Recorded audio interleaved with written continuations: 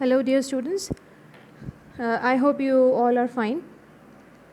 So, today I'll be doing the exercises of the poem The Lake Isle of Innisfree. Yesterday I gave you the stanza by stanza explanation of the poem. Now, there are certain literary devices that we have in the poem which I would like to mention. Earlier, when we did the poem The Rain on the Roof, I discussed with you some of the literary devices like alliteration, personification. So, you can refer to the content of that is the literary devices of that particular poem, Rain on the Roof. Please make a note of that, okay? Now, when we analyze this poem, the examples of alliteration that you can find, like as I told you, that alliteration is the repetition of the consonant sound in close succession.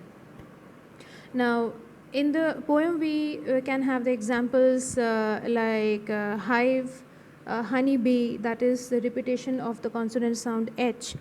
Then lake, lapping, low, the repetition of the consonant sound L. So you can find certain examples of alliteration from there. Okay. Now we have personification in the poem, and personification, I told you last time that personification is nothing but when we give human attributes to inanimate objects. That is when inanimate objects start behaving like human beings. They are not human beings, but they start behaving like human beings. Now, I would like to give you the meaning of metaphor. I hope you have heard about metaphor before. Now, here on your screen, you can see regarding metaphor, I have got this definition for you, that a metaphor is a figure of speech that makes an implicit, implied, or hidden comparison between two things that are unrelated but which share some common characteristics. That is, simile is nothing but it is simple comparison.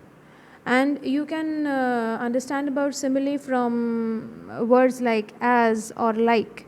But in case of metaphor, what happens that the comparison is hidden, or the comparison is implicit between two unrelated objects. Now, in simple English, what happens when you portray a person, place, thing, or an action as being something else, even though it is not actually that something else, you are speaking metaphorically. For example, when we use a phrase, black sheep of the family. For example, my brother is the black sheep of the family. Now, black sheep and brother, they both are unrelated things. That is, it is a hidden comparison between a human being and an animal. And how the comparison is being taken out?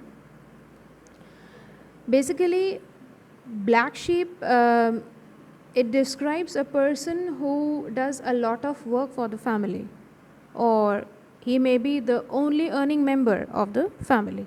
Black sheep is somebody who does a lot of work for his master. So when we compare somebody as a black sheep of the family, it typically stays away from the herd. That is, you are very different, and the person being described shares similar characteristics with the black sheep. That is, the person works a lot for the family, or the person can be termed as the only breadwinner for the family. Now, there are certain examples of metaphor you can see. Like here, common examples of metaphor, like my brother was boiling mad. So this implies that he was too angry. Now, how the comparison is done? Now, there is a hidden comparison between brother and the boiling of water. Now, these two things are very dissimilar. But how the comparison is made? That the comparison is when water boils, it's hot. When you are angry, you also become hot.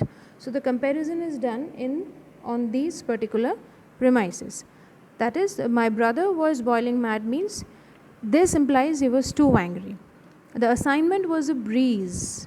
Now, assignment is not an air, but assignment was a breeze means when, what is breeze? Breeze is an easy air, okay? That is when you feel very calm and quiet, it's very easy going. So this implies that the assignment was not difficult, it was very easy. Next is, it is going to be clear skies from now on. So this implies that clear skies are not a threat and life is going to be without hardships. When we have clear skies, it means that we can just, we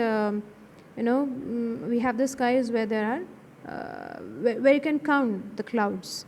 But when the sky is full of clouds, it means it implies hardships. So that's about the metaphor. Now in the poem, you can see the metaphor as like when clouds are compared to wheels. That is, clouds are compared to a kind of hiding, or a kind of a cloth, or a wheel which is there in front of your face. So these are the examples of literary devices from the Lake Isle of Innisfree: alliteration, personification, and metaphor. Okay, now let us come to the the questions and answers, or thinking about the text section of the poem. So this I'll be discussing with you in the next session.